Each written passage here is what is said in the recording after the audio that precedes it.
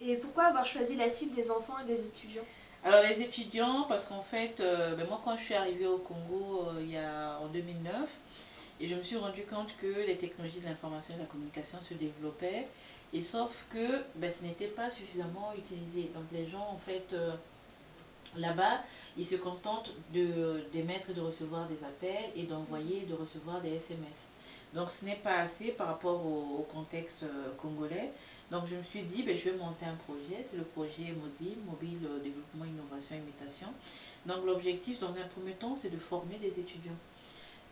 Parce que ce sont les étudiants en réseau télécommunication qui vont ensuite proposer des services dans le domaine des technologies de l'information et de la communication.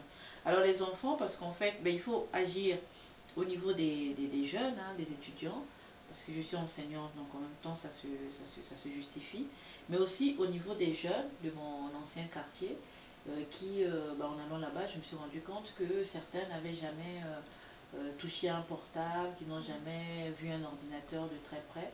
Donc je me suis dit qu'il fallait agir sur les deux plans.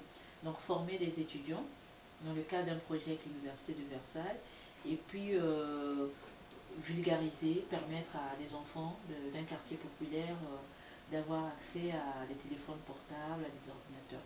Donc en fait, agir sur les deux, mais aussi agir sur les pouvoirs publics pour les informer de ce qui peut être fait et aussi agir au niveau d'un plus grand nombre de citoyens à travers la communication sur les réseaux sociaux notamment.